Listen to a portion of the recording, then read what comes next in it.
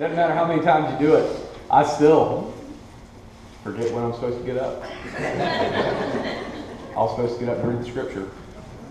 I'm going to read Judges chapter 8, verses 22 and 23.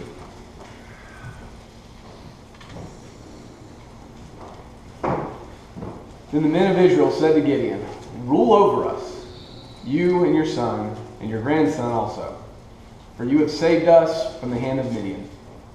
Gideon said to them, "I will not rule over you, and my son will not rule over you.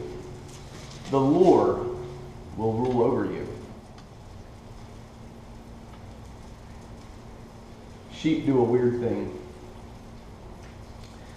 They need leaders. As the shepherd would lead sheep, he could hold his stick out there, and the first sheep jump over it, the second sheep jump over it, and the third, and the fourth, and fifth. The shepherd can move the stick, or the gate, or whatever it is that the sheep are jumping over, and the 10th, 11th, 50th, 100th sheep still jumping over just like there's a stick there. They're kind of dumb animals. They need a leader, and yet they're really good at following. Kids need leaders too. Colin can have a great idea. They're in Lakeland this weekend. Colin can have a great idea, and Henry will have the same great idea because Colin had it first. And then Teddy has that same idea. And now they're all talking about something that we don't want them talking about because it's nasty at the dinner table. Because one of them led the other. We're going to look at Gideon this morning in Judges as we continue kind of this series of studying characters in the Bible. Gideon was a judge, and as Samson was there in Israel at a time that Israel was being oppressed, and just like every other judge in the book of Judges, at the beginning of this, we can read in detail in the first part of chapter 6 in Judges that Israel again was being oppressed. Again, Israel did evil in the sight of the Lord. They followed after and then fill in the blank. And then God heard their cry and delivered them with the hand of a judge. Gideon would be that judge this morning. And we're going to notice a couple things about Gideon in the light of leadership.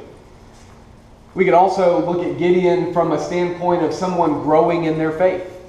Going from very little to very strong faith. And we might notice, I might sort of switch back and forth. I'm not going to try to fit 2 sermons in this morning because we could spend an entire sermon Sunday morning talking about how Gideon grew in his faith, in his stature, and his trust in the Lord.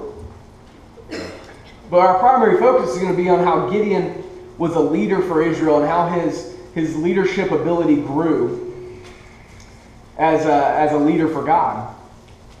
He's described as a man of might and valor.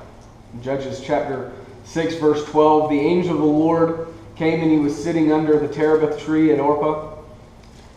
And I may have mentioned this when we studied about Samson, this angel of the Lord being the Son of God.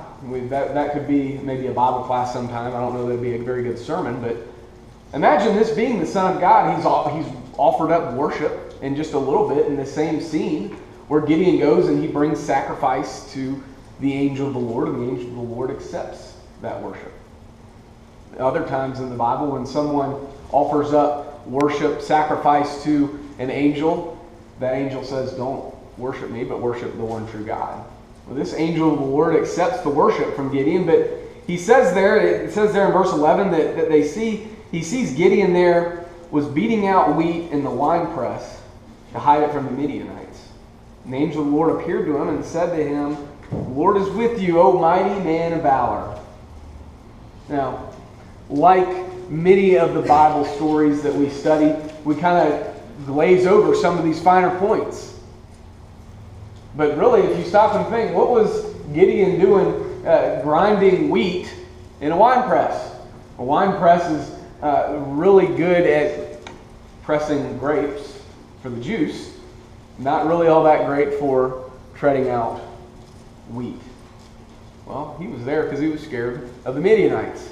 They would come in and they would take everything. The previous verses would talk about how the Midianites would ride into town and whip everybody up and take all the food, and there's none left. And so Gideon, could have been that he was timid, or could have been that he was maybe smart and hiding it from the Midianites so they wouldn't come in and take it. Well, there's nothing in there. That's a wine press. Let's go down to the mill and take all the grain from there.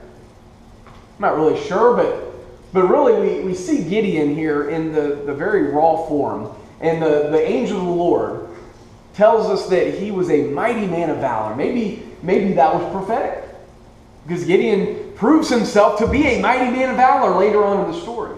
Maybe it was looking forward to what Gideon would do.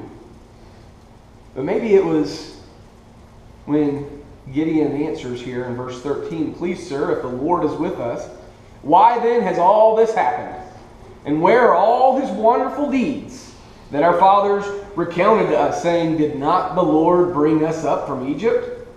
But now the Lord has forsaken us and given us into the hand of Midian." And then in verse 14, "Go in this might of yours, this is the Lord."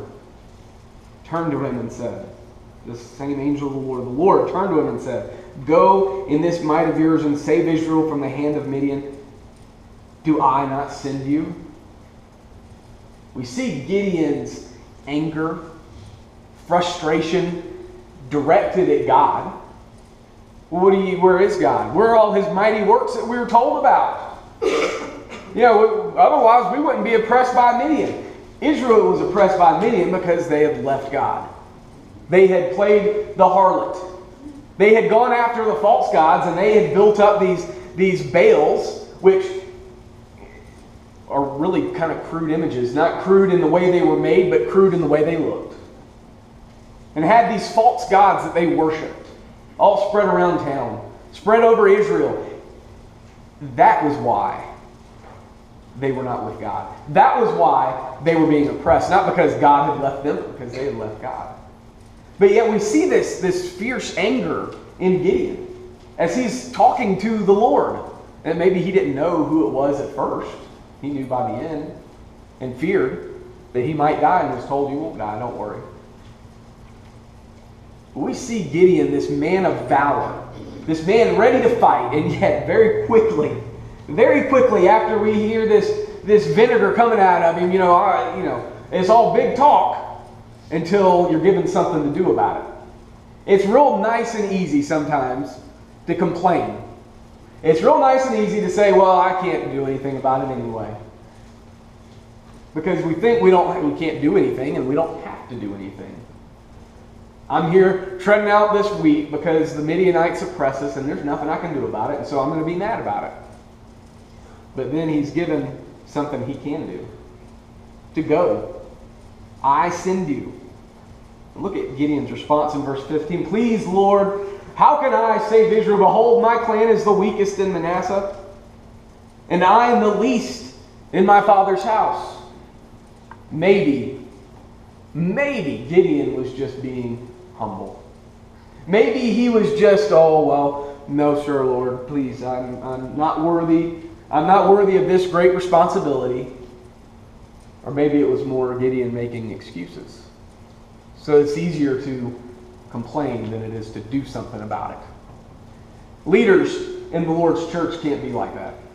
We can't say, "Well, there's nothing I can do about all the bad things in the world, so I'm just not going to do anything about it." Gideon starts trying to make excuses. "Oh, well, I'm the least in my father's house, and we're the smallest clan and the smallest tribe in Israel, little old me." When the Lord's given us a job to do, it's not a good look to have false humility. Really, when we start looking at some of the details, the fact that Israel had no food because the Midianites take the food, and yet Gideon's family had food enough to grind out. In just a minute, we're going to see how Gideon goes and tears down at night. In the next couple of verses, Gideon's given this job. Later that night, after he makes sacrifice to the Lord, he's given a dream. "Go, and you're going to tear down the Baal, and you're going to tear down the Asherah, and you're going to tear down the wooden images, and you're going to use the bull, the family bull, to sacrifice on an altar that you're going to build out of the ruined remains of that false god. So, Gideon's father was prominent enough in the city town to either A, have a private little worship center for this false god, or B, that he was wealthy enough to have the one that everybody came to in town. And at this time when Israel didn't have a whole lot, he had at least one bull, possibly two, depending on how the words are translated there. And it could be that there was a second bull. The first bull he used to pull down, the second bull he used to sacrifice, or it was just now take the same bull and sacrifice. Either way, he had a cow when nobody else did. Times were lean.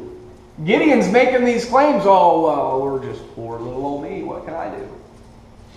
I think when the evidence is examined, we see Gideon really was just trying to make excuses. Was really trying to play the victim. Because as long as we're victims, it's not our fault. And we don't have to do anything. So after Gideon goes and destroys this altar, it could be, in verse 25 of chapter 6, that he did this that night, and it came to him at night, but really I kind of wonder if the reason he did it at night. I wonder if he went into town and pulled down this false god, if he was scared of what his neighbors would do.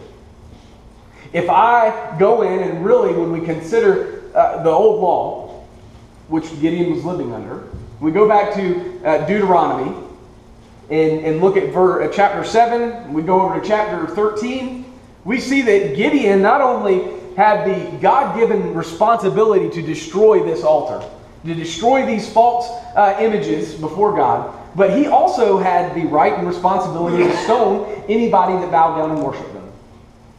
That wasn't what God's instructions were, though. God's instructions were, you go in and you destroy it so everybody knows. And it wasn't just one of these little, pocket size or maybe a little necklace. It was something that everybody, when they woke up the next morning, realized something was missing.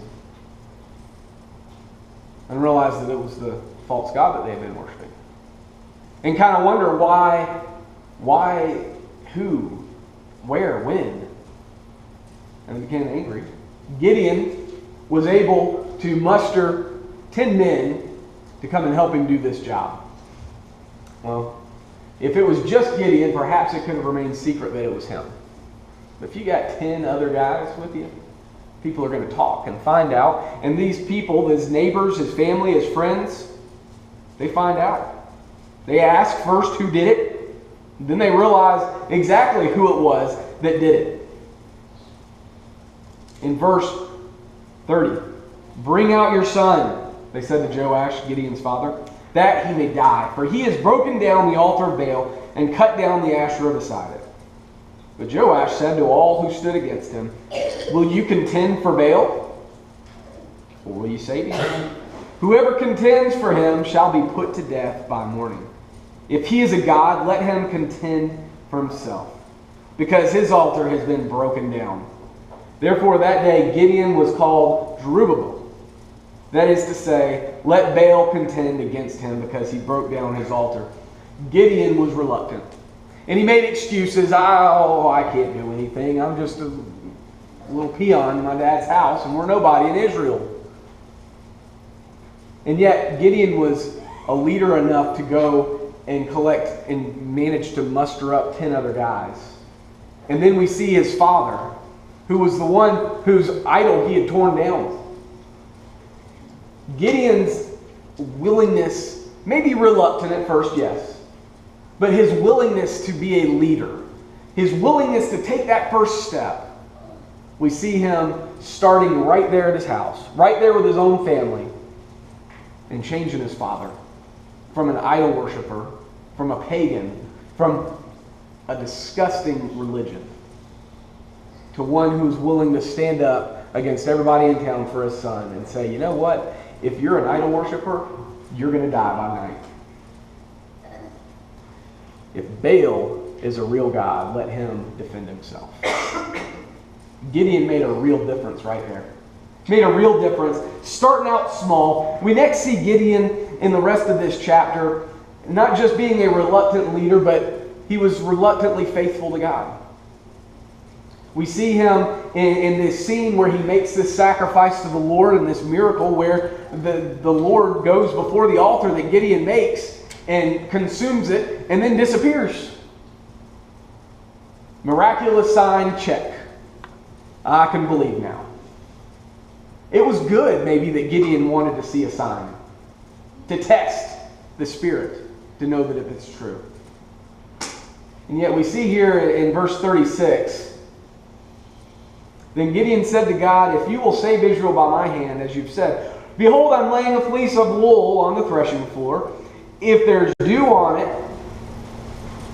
and that alone, in verse 37, and it's dry on the ground all around it, then I shall know that you will save Israel by my hand, as you've said. And so he gets up the next morning, and he goes to the fleece, and sure enough, the fleece is the only thing that's wet, and he picks it up, brings it out, and gets a whole bowl full of water. All right, miraculous sign, check and check. Not enough for this reluctant, faithful servant of God. Because really, I mean, the skeptic, somebody snuck in here and poured a bucket of water on this fleece. And mopped up the water around it, and so now it's dry. Except God, one more sign. Here's the real trick. I'm going to put some more fleece out, and if there's dew everywhere else but the fleece, and the fleece is dry, then I will know that I'm going to deliver Israel you're going to deliver Israel by my hand. God complies. Sure enough, he gets up in verse 39 and 40 that the dew was everywhere except for the fleece. Now Gideon is sufficiently ready. He's sufficiently grown as a leader. He's taken that first very difficult step that really he had reason to fear his neighbors and friends. He's now grown his faith. He believes that God is going to do because he's performed this miracle, and he knows he's dealing with the one true capital Lord God. Okay, let's go. And so he goes and he musters up these men in this valley. And then we see in verse 3 that he starts being told to send them away. I believe, I didn't write the number down, but if you do the math, after everybody leaves. So in verse 3, there was 22,000 that were sent away and 10,000 remained. And then at the end, spoiler, there was only 300 left of the 10,000 that were there. Excuse me. Yes, 22,000 left, 10,000. So he started out with around 32,000 guys. Later on, we see that 120,000 of the Midianites died. 15,000 left. Gideon's looking at an insurmountable victory. There's no way that Gideon is going to be able to go up with his 32,000 men and defeat an army that's 130,000 strong, 135,000 strong. It's not going to happen. Gideon's got him, and God tells him in verse 2, the people with you are too many for me to give the Midianites into your hand, lest Israel boast over me, saying, my own hand has saved me. God doesn't need a lot of people. He doesn't need a lot of money. What he needs is faithful, willing leaders to go and do the job that he needs us to do. Can you imagine Gideon standing there? You mean there's too many of us? There's not enough of us. So God says, you need to do this test. And really, it wasn't even a test. This was the law. If you go to battle and there are those who are scared, send them home. 22,000 of them left. Gideon's left with 10,000. I needed to correct that because, in just a minute, everybody that drinks out of the water like a dog to go home. So now he's left with 300 men. And God gives Gideon one more little faith-building, strength, pep talk. Because now Gideon's standing there looking at an army of 135,000. He's got 300 guys. And God says, if you're still worried, go to their camp. Sneak in, and there will be a sign given to you. Here's the pregame pep talk for Gideon. And he goes in, he sneaks in, and he hears these two soldiers on duty talking. Hey, I had a dream about a bread coming in and to destroy us all. And the other one says, hey, that's the sword of Gideon. They're going to come in and kill us all. And Gideon was strengthened. And so he gets his men. He gets the special force unit of Israel together, all 300 of them, and he breaks them up into groups of 100. And he gives them a torch and a pitcher to cover the torch, and he gives them a trumpet. And he says, you're going to go here, and you're going to go there, and we're going to surround them. And then when you hear me break my pitcher and blow my trumpet, then everybody's going to do that with me, and then you guys do it. And we're going to shout the sword of the Lord and of Gideon. And so here these guys are in the dark of night surrounding this really large camp, I can imagine. 135,000 people. And Gideon breaks that pitcher, and all of a sudden 300 torches are ablaze surrounding this camp. And they start blowing their trumpets, and 300 men shout in unison. And the scriptures tell us that the Lord confused those Midianites, and every man's sword turned against his comrade. The Lord was the victor here. It wasn't Gideon's 300 men. God could have done it with Gideon. God didn't need Gideon. He didn't need Gideon to go in there and circle them. He didn't need Gideon to break the pitchers and to toot the trumpets in order for them to be scared. He didn't need that. What he needs is faithful, willing leaders. God's going to be victorious regardless. God's going to win in the end. It just depends on if we're on his team or not. Gideon chases these people down. He rounds up and he starts building his army back up so they can go and chase these people. And by the end of the day, 120,000 of the Midianites either had killed each other or caught by Gideon's soldiers and killed them. It's a great victory for Gideon. This guy who started out as kind of an excuse maker, someone who was mad about his situation in life, but he was willing to take the necessary steps to get to where he needed to be so God could use him. Gideon became a great leader. As we read a minute ago in chapter 8, Gideon was offered the throne of Israel. Be a king. Your son can be a king. Your grandson can be a king for us. No. God will rule over us, not me. Gideon ended up living like royalty almost.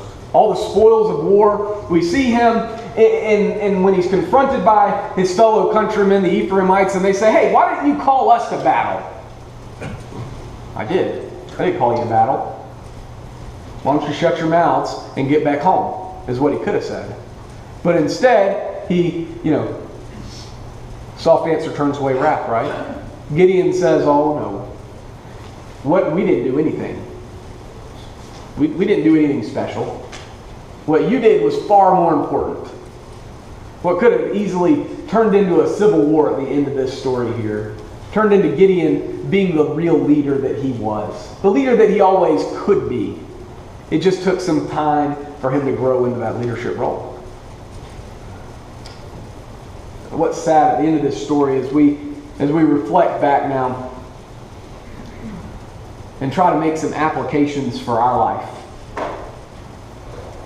If the angel of the Lord, if Jesus came to you, if he was with us this morning in the flesh, if he came to your house, how would he find you?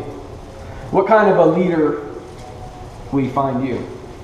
Would he find one that's ready and willing to lead people to him? Or would he find you making excuses? Or would he find you bowing down to the false gods of the world? when facing the lost of the world. Not just those who are lost because they don't know Jesus, but the skeptic. The one who has heard and has arrows to fire at your faith. The one that has reasons and says, oh, well, there is no God because this, and this. When you're facing those kinds of people, are you willing, able to defend yourself? Or is it easier just to pretend that you're not a Christian at all? I don't know. We're not told if Gideon bowed down to Baal then, when his father had that idol. Don't know. It may be that Gideon's father did that just to keep the people off the back, keep the enemies of the Lord off his back. Maybe we pretend to be a Christian this morning, and then tomorrow it's easier to not be a Christian, or to be a secret Christian. That's what Gideon was at the beginning. And at the end, we find him faithfully executing the will of the Lord.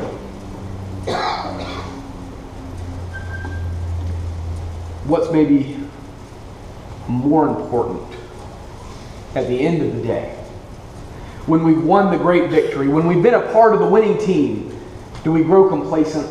Do we grow willing to be happy on the riches, grow fat on the spoils of war, to live off of our past victories in the Lord, to say, now I can take it easy? At the end there, we see Gideon making a very terrible mistake. He makes this golden ephod out of some gold earrings and stuff that they had captured.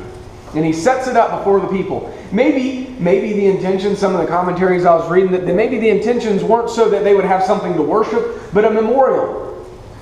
To remember what happened. That we not do this again. In fact, Israel carried that kind of stuff around in the ark with them. They still have the serpent that Moses built on the pole so that Israel could look to it and say, I'm faithful to God. And so if a snake bit them when the snakes were coming in and killing everybody, they could look to that serpent, on the bronze serpent, and God would heal them. That snake, that serpent on that pole was intended to be his salvation. And yet Israel, as we see in 2 Kings, had turned that into something that they were going to worship as a false god. Too often do we allow the victories of the past to be a stumbling block for the future. Don't know if Gideon used that ephod to worship. It says that it became a stumbling block and a snare to all of Israel, came and played the harlot and worshiped that ephod as an idol. All of Israel, Gideon's house, and Gideon played the harlot, used that to worship a false god. Israel, from the time they left Israel, wanted to continue to go back and worship the false gods on the other side of the river.